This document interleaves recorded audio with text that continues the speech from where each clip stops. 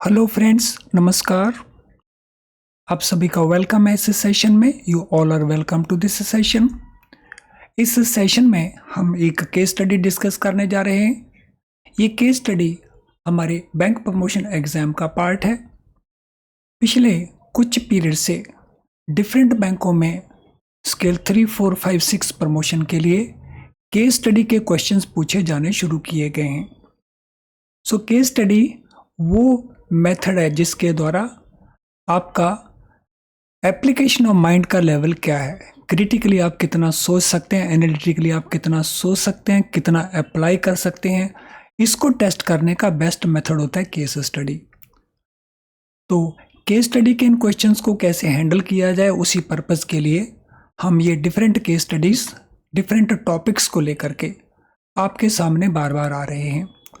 तो आज की हमारी जो केस स्टडी रहेगी वो लेटर ऑफ क्रेडिट में जो यूसीपी रिलेटेड रूल्स हैं, uniform customs and practice related rules हैं, उसको टेस्ट करने जा रहे हैं। तो हम कितना अंडरस्टैंड करते हैं प्रैक्टिकली उनको और कितना अंडरस्टैंड नहीं करते।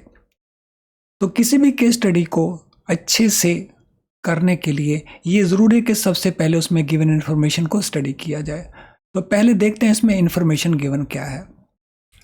Exports India offered foreign currency bill for US $52,309 for negotiation to your branch under letter of credit of US $50,000 approximately.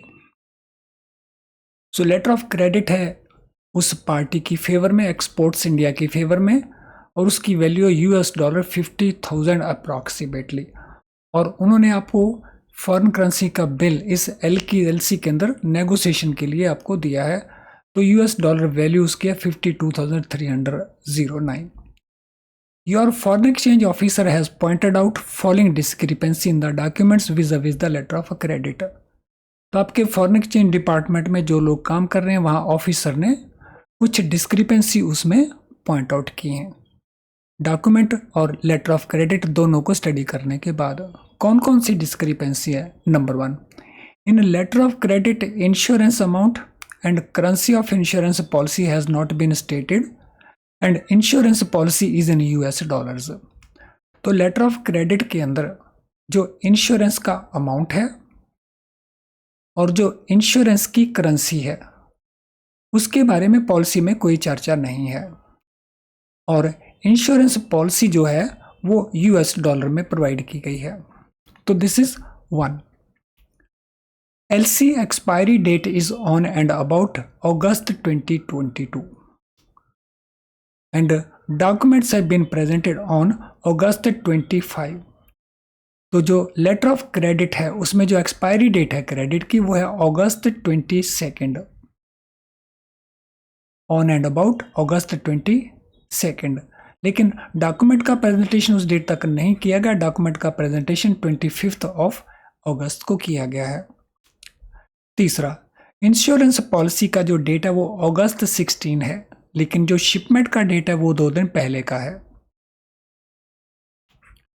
It is mention that insurance certificate that is effect from August 14। तो insurance policy जो है वो 16 अगस्त की है, यानी बाद में ली गई। शिपमेंट पहले कर दिया गया, लेकिन पॉलिसी में मेंशन्ड है इंश्योरेंस सर्टिफिकेट में कि इंश्योरेंस इफेक्टिव रहेगा फ्रॉम August 14। तो ये हमारे पास गिवन इन्फॉर्मेशन है। इस गिवन इन्फॉर्मेशन के बेसिस के ऊपर जो ऑब्जेक्शंस रेज किए गए हैं, हमने जो भी डिसीजन लेना है UCP 600 प्रोविजन के मुताबिक लेना है। अब देखिए, अगर आप UCP 600 के प्रोविजन को अंडरस्टैंड करते हैं तो फिर बड़ी आसानी से इन क्वेश्चंस के आंसर दे पाएंगे, और अगर हमें नहीं पता है उसके प्रोविजंस तो पहले हमें उनके प्रोविजन जानने की ज़रूरत पड़ेगी, उसके बाद हम प्रॉपर आंसर दे सकते हैं। तो चलिए, ये तो हमारी केस स्टडी है, तो आप UCP के प्रोविजन ज़रूर कर लेना, सो दैट पेपर में UCP को लेके अक्सर क्वेश्चंस पूछे जाते हैं। तो इससे पहले कि हम क्वेश्चंस को देखें कि क्वेश्चंस क्या क्या हमें पूछे गए,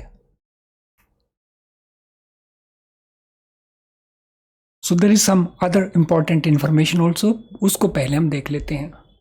फ्रेंड्स, इस एग्ज़ाम को पास करने के लिए आपको केस स्टडीज़ की ज़रूरत तो रहेगी। हमारे पास पीडीएफ फॉर्मेट के अंदर more than 70 case studies available हैं और ये अवेलेबल है हमारी वेबसाइट के अंदर। तो अगर आप अच्छी प्रिपरेशन करना चाहते हैं बेटर स्कोरिंग के लिए, तो हमारी वेबसाइट में आपको पेड वीडियो कोर्स मिल जाएगा, पीडीएफ क्वेश्चन बैंक मिल जाएगा, स्टडी नोट्स मिल जाएंगे, पीडीएफ समरी मिल जाएगी आरबी रूल्स की 1 साल की, गवर्नमेंट स्कीम्स वो मिल जाएंगी, of course case study PDF format में मिल जाएगा। तो अगर आप इनको ऑलरेडी यूज़ कर रहे हैं तो इनको अच्छे से यूज़ करिए, और अगर इनको यूज़ नहीं कर रहे हैं तो यू मस्ट थिंक अबाउट इसको यूज़ करें। हमारी वेबसाइट के कोर्सेज पेज में चले जाएं, तो वहीं पे आप हमारी ऐप को भी डाउनलोड कर पाएंगे और इनमें से जो भी कोर्स आपको चाहिए आप उसको भी यूज़ कर पाएंगे। तो चलिए अब हम चलते हैं वापस क्वेश्चन के ऊपर। तो ये हमारे सामने क्वेश्चन है, मैं इसको ज़रा रब कर देता हूं पहले। यस, तो if insurance value and currency is not mentioned, तो यहाँ पे हमने देखा, यहाँ पे इंश्योरेंस का अमाउंट भी मेंशन नहीं है, इंश्योरेंस पॉलिसी में इंश्योरेंस की करेंसी भी मेंशन नहीं है। तो अगर इंश्योरेंस वैल्यू भी मेंशन नहीं है और करेंसी भी मेंशन नहीं है, तो जो इंश्योरेंस कवरेज कितने % होना चाहिए और किस वैल्यू का होना चाहिए, और करेंसी जो है वो कौन सी करेंसी होनी चाहिए। तो ये क्वेश्चन आपसे पूछा गया और स्ट्रिक्टली हमने इसको यूसीपी 600 के हिसाब से आंसर प्रोवाइड करना है। तो बता दीजिए इंश्योरेंस कवरेज कितने % का होना चाहिए अगर इंश्योरेंस के बारे में कुछ भी मेंशन नहीं है। तो यहाँ पे कुछ भी मेंशन नहीं है, तो कितने % होना चाहिए, ये हमारे ऑप्शन आंसर्स हैं। सो देखिए इसमें कितना होना चाहिए। 110% of CIF value currency of LC, 110% of FOB value currency LC, 100% of CIF value can be any currency, 100% of FOB value can be any currency. So किसी भी LC लेटर ऑफ क्रेडिट के अंदर जो CIF वैल्यू होती है, it is always more than FOB value.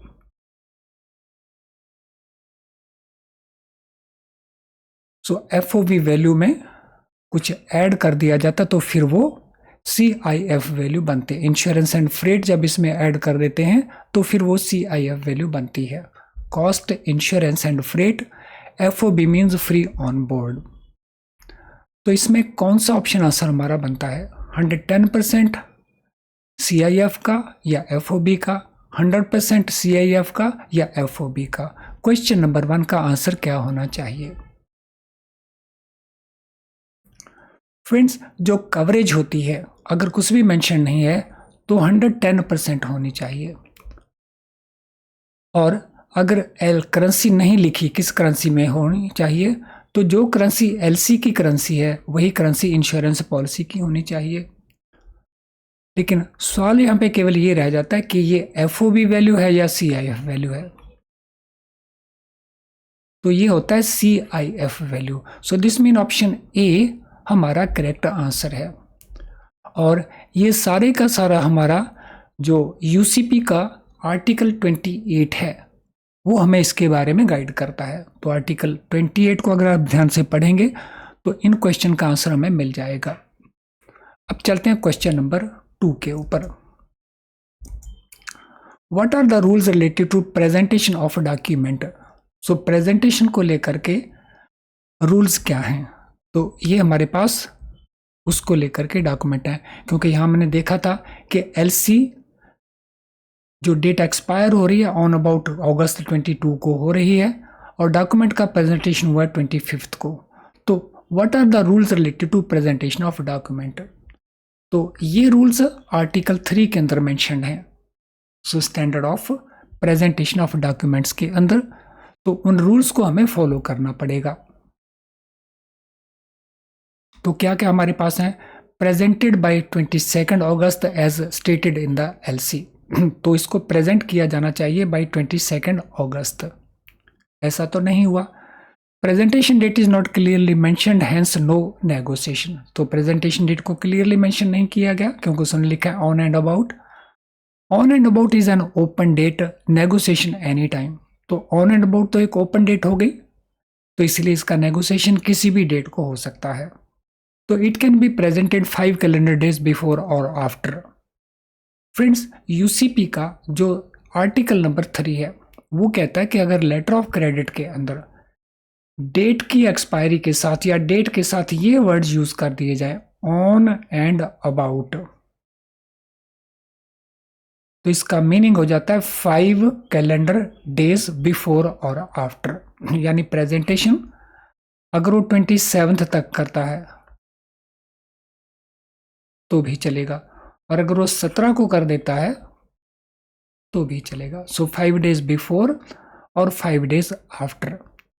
तो यहाँ पे हमारे रूल 3 जो है, आर्टिकल 3 ऑफ यूसीपी, वो हमें यहाँ पे गाइड करता है। अब हम चलते हैं थर्ड क्वेश्चन के ऊपर। What is the status of insurance policy validity.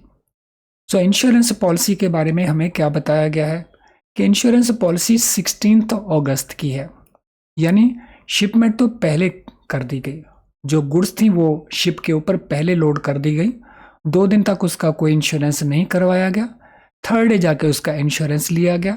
लेकिन उन्होंने एक बात ज़रूर की कि इंश्योरेंस की इफेक्टिव डेट उन्होंने अगस्त 14 से करवा ली। तो इस केस में इंश्योरेंस पॉलिसी की वैलिडिटी का स्टेटस क्या रहेगा। इंश्योरेंस पॉलिसी वैलिड है, insurance policy date is different from date of shipment, इसीलिए वो एक्सेप्टेबल नहीं है। Policy is later than date of shipment, इसीलिए वो एक्सेप्टेबल नहीं है। तो कौन सा आंसर हमारा इसमें करेक्ट बनेगा। So question number 3, what shall be our answer. Friend, इस केस में क्योंकि उन्होंने इंश्योरेंस को इफेक्टिव करवा लिया 14 अगस्त से, इसलिए इस इंश्योरेंस को वैलिड इंश्योरेंस माना जाएगा। So it will be treated valid insurance.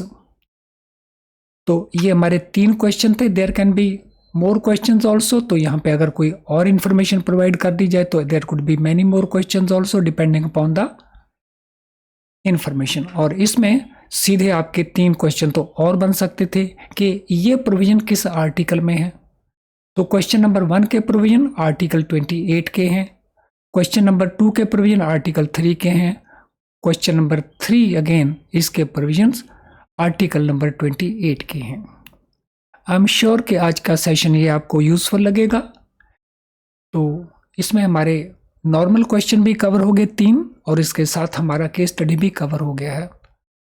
तो सेशन को लाइक कर दीजिए इमीडिएटली अगर आपको सेशन यूजफुल लगा तो लाइक करने में संकोच ना करें। और चैनल को अगर अभी तक सब्सक्राइब नहीं किया तो चैनल को बेल आइकन के साथ सब्सक्राइब कर लेना, ताकि आप हमारे किसी भी लेसन को मिस नहीं करेंगे। तो जिन स्टूडेंट्स ने अभी तक लाइक नहीं किया, सब्सक्राइब नहीं किया या बेल आइकन को पुश नहीं किया, वो तुरंत कर लेंगे। सो इस प्रकार की और कई केस स्टडीज हम आगे जाके डिस्कस करने वाले हैं। तो चलिए आज के इस सेशन को अब हम वाइंड अप करते हैं। Thank you friends and all the best.